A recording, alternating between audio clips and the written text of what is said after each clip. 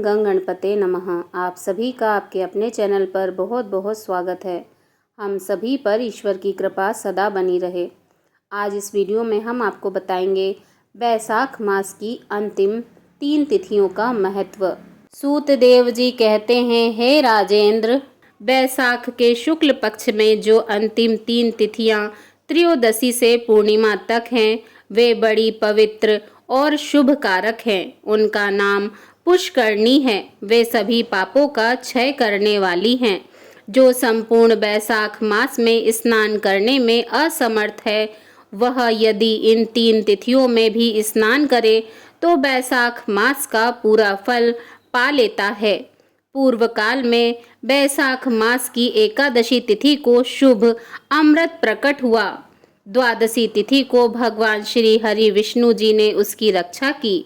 त्रयोदशी तिथि को उन भगवान श्री हरि ने देवताओं को सुधा पान कराया। चतुर्दशी तिथि को देव विरोधी दैत्यों का संहार किया तथा पूर्णिमा के दिन समस्त देवताओं को उनका साम्राज्य प्राप्त हो गया। इसीलिए देवताओं ने संतुष्ट होकर इन 3 तिथियों को वर दिया। बैसाख मास की ये 3 शुभ तिथियां मनुष्यों के पापों का नाश करने वाली तथा उन्हें पुत्र पौत्रादि फल देने वाली हों।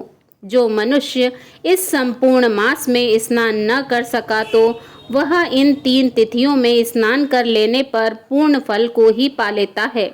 बैसाख मास में लौकिक कामनाओं का नियमन करने पर मनुष्य निश्चय ही भगवान श्री हरि विष्णु जी का सायुज्य प्राप्त कर लेता है। महीने भर नियम निभाने में असमर्थ मानव यदि उक्त 3 दिन भी कामनाओं का संयम कर सके तो उतने में ही पूर्ण फल को पाकर भगवान श्री हरि विष्णु जी के धाम में आनंद का अनुभव करता है। इस प्रकार वर देकर देवता अपने धाम को चले गए। अतः पुष्करणी नाम से प्रसिद्ध अंतिम 3 तिथियां पुण्यदायिनी, समस्त पाप राशि का नाश करने वाली तथा पुत्र पौत्र को बढ़ाने वाली हैं। जो बैसाख मास में अंतिम 3 दिन गीता का पाठ करता है, उसे प्रतिदिन अश्वमेघ यज्ञ का फल मिलता है। जो उक्त 3 दिनों विष्णु जी के सहस्त्र नाम का पाठ करता है, उसके पुण्य फल का वर्णन करने में इस भूलोक तथा स्वर्ग लोक में कौन समर्थ है।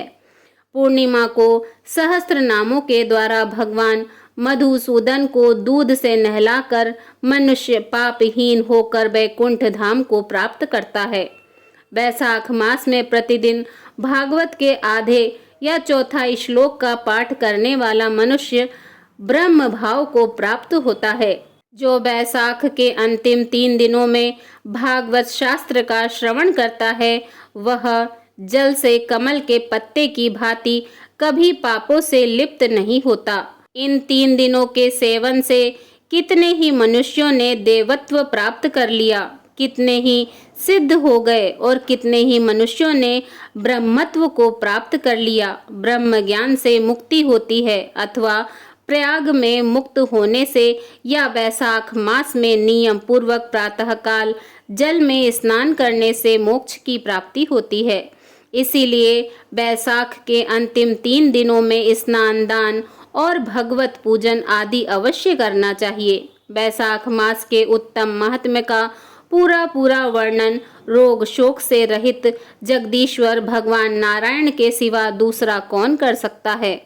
तुम भी बैसाख मास में दान आदि उत्तम कर्म कर अनुष्ठान करो। इससे निश्चय ही तुम्हें भोग और मोक्ष की प्राप्ति होगी। इस प्रकार मिथिलापति जनक को उपदेश देकर श्रुतदेव जी ने उनकी अनुमति ले वहां से जाने का विचार किया। वस्त्र, आभूषण, गौ, भूमि, तिल और सुवर्ण आदि से उनकी पूजा और वंदना करके राजा ने उनकी परिक्रमा की। तत्पश्चात उनसे विदा हो महातेजस्वी एवं परम यशस्वी श्रुतदेव जी संतुष्ट हो प्रसन्नता पूर्वक वहां से अपने स्थान को गए। राजा ने बैसाख धर्म का पालन करके मोक्ष प्राप्त किया। नारद जी कहते हैं, अम्बरीश, यह उत्तम उपाख्यान मैंने तुम्हें सुनाया है। जो कि सब पापों का नाशक तथा संपूर्ण संपत्तियों को देने वाला है। इससे मनुष्य भुक्ति मुक्ति ज्ञान एवं मोक्ष पाता है। नारद जी का यह वचन सुनकर महायशस्वी राजा अम्बरीश मन ही मन बहुत प्रसन्न हुए। उन्होंने बाह्य जगत के व्यापारों से निवृत्त होकर मुनि को साष्टांग प्रणाम किया और अपने संपूर्ण वैभवों से उनकी पूजा की।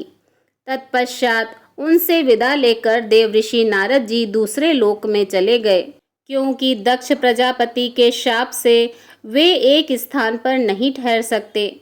राजा अम्बरीश भी नारद जी के बताए हुए सब धर्मों का अनुष्ठान करके निर्गुण परब्रह्म परमात्मा में विलीन हो गए। जो इस पाप नाशक एवं पुण्यवर्धक उपाख्यान को सुनता या पढ़ता है वह परम गति को प्राप्त होता है। जिनके घर में यह लिखी हुई पुस्तक रहती है उनके हाथ में मुक्ति आ जाती है।